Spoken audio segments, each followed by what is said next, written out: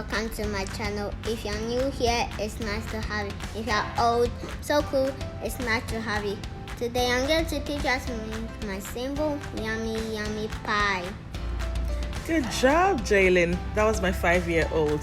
So today, like he said, we're going to make this delicious yummy pie.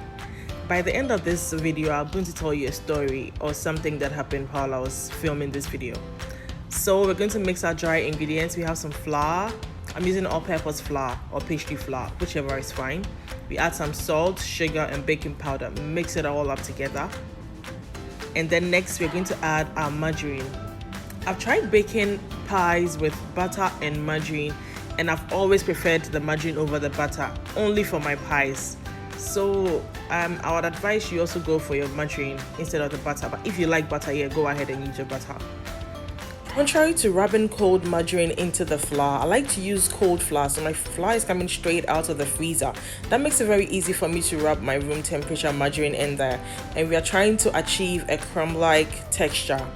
Not so smooth, not so, just like that. That's just perfect. Next, we add an egg, and then we mix it in all together. So you notice I'm not using 2 hands in the mixture. When you use both hands in the mixture at this point, you know the palm is warm. It's going to add extra warmth to the mixture, and we don't want that because it's going to make the margarine melt even faster. So I'm using just 1 hand, and then when it comes to the time for me to mold, I'm going to go in with both hands. We want to maintain the cold or the cool in the mixture from the beginning to the end for us to achieve the beautiful crust that we want. So I added some milk to it, and I'm adding some ice cold water as well.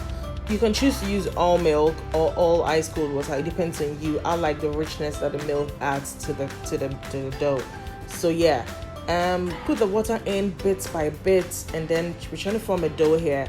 We don't want the dough to be too soft, otherwise I'm sure it's going to be tough in the end. I haven't tried that before.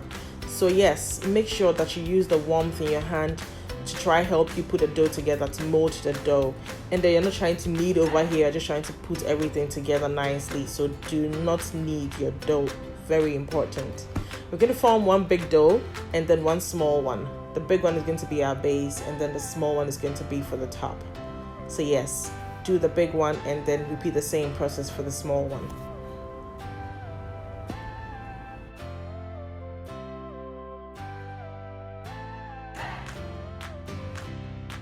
Once we are done molding our dough, we're going to put it in a cling film and then set it in our fridge or freezer to cool for, if freezer for about 30 or an hour, or if your fridge for about 2 hours to cool.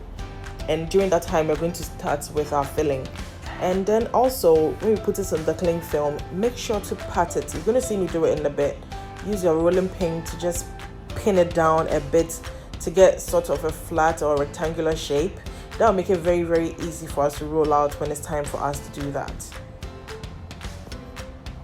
Yeah, so just like that. And then tack in all the excess. This recipe is a very detailed recipe. I mean, I'm teaching you guys all the tips and tricks so that the first time you make it, it's going to come out perfect. This is a no-fail recipe. You will love it. You will enjoy it. Now, whatever filling you want to use depends on you. But I'm using some potatoes, some carrots, and some onions, of course, and definitely ground beef. So what I do is to work on my potatoes first because I'd have to boil that. So I cut my potatoes into sizable pieces. You can just look at what I'm doing and then do the same, or you can just chop your potatoes in the sizes that you prefer. So I'm going to boil this for about, till it's well cooked. A fork inserted in the potatoes should just go in smoothly, and you know your potatoes are done soft and all that. All the ingredients for this video are going to be in the description box down below, so please check it out and get your stuff ready. And also, if you haven't subscribed to my channel yet, kindly do so. Give this video a thumbs up. Comment in the comment section below. Let me know if you're able to make it. Let me know if you've made it before. Let me know any other video you'd want me to upload on my channel. There are so many other good stuff coming, and you don't want to miss out on that. So you might as well click on the bell so that you're notified anytime I upload a new content. So we're chopping our carrots now into sizable pieces as well. We don't want it too big. We don't want it too small either because we don't want it getting missing or getting lost in the final product in our pie. So yes, And then next we chop our shallots or our onions. Make sure the onions are not too big, because if it's too big it's going to be overwhelming. You don't want to be crunching on some onions while you're eating your pie. No, that's not our main component here. It's the beef that we want to be munching on. Yes, we're going to add some oil to our pan and then saute our onions for about 2 minutes until it's translucent and looks light in color. Then we go in with our ground beef.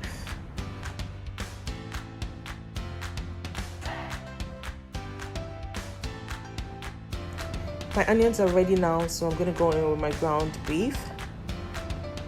Get it all in there. And then mix everything together. You can use whichever oil you want. I'm using canola oil here. You can use coconut oil, virgin olive oil. You can use sunflower oil, whichever goes well for you. Just go for it.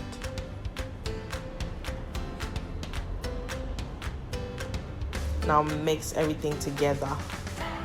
Make sure the beef is hitting the pan so that it can cook very well. The filling doesn't take too long to cook. It's going to be ready in no time. Now I'm going to add all my spices. The spices will be in the description box below. They are all very delicious tasting spices, and they will definitely take your meat pie to the next level. So we're going to dump them all in there and then mix them all together.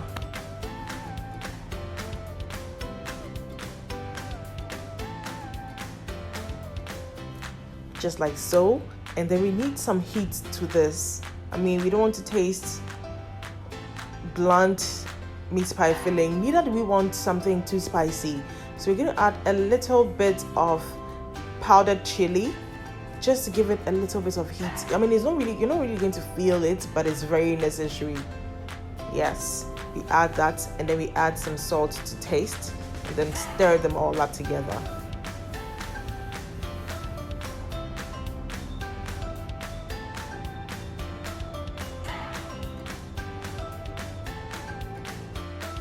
Next, we're going to add some water to our meat, just to, allow it to cook through, let it simmer nicely. And then also it's going to add some moisture to our filling. Otherwise, our filling is going to be dry and all over the place. No, we don't want that. So let it boil for about 5 minutes, and then we add our carrots. Diced carrots nicely. At this stage, you can add any other thing you want to add to your filling. Then the potatoes also go in there. Then next, we have a mixture of corn flour with water.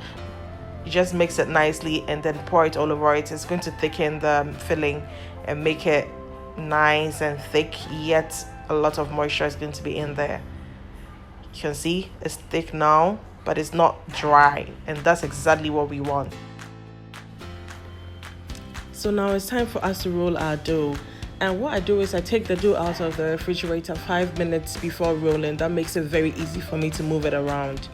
We're going to roll the first one first. The bigger dough that we made. Yes, we roll that one first. And then what I do is I also get parchment paper over my work surface. And I'm using my chopping board today.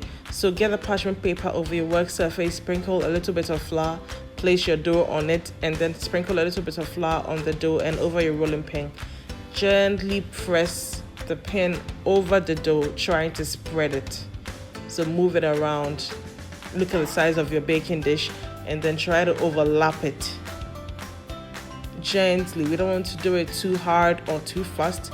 That is going to incorporate gluten into the dough, and we don't want that. We're not baking bread. We want something very flaky and delicious meat pie. Yes. So the first one is done. So I just grab the parchment paper and then flip the dough over the baking dish. Then gently take off the parchment paper and then press the sides of the dough into the baking dish. That's really easy, right? Yes. I'm giving you guys all the tips and tricks you need to do this. So gently press it down and press it to the sides.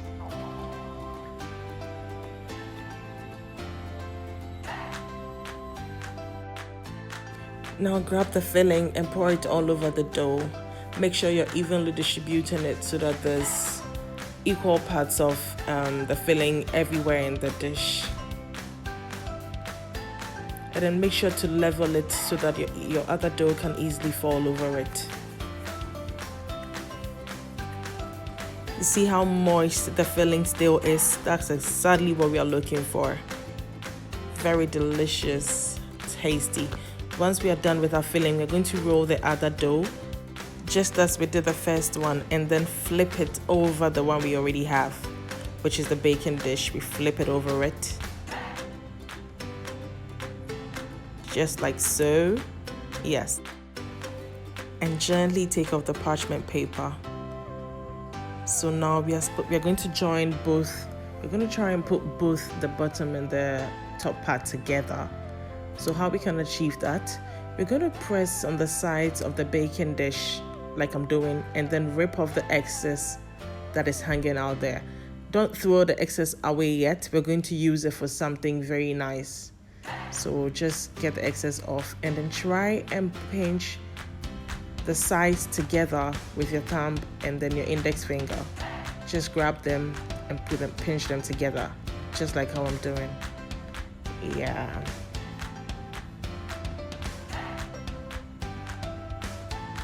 Do this all around. That is just our way of making sure that our pie is nicely sealed before it goes into the oven.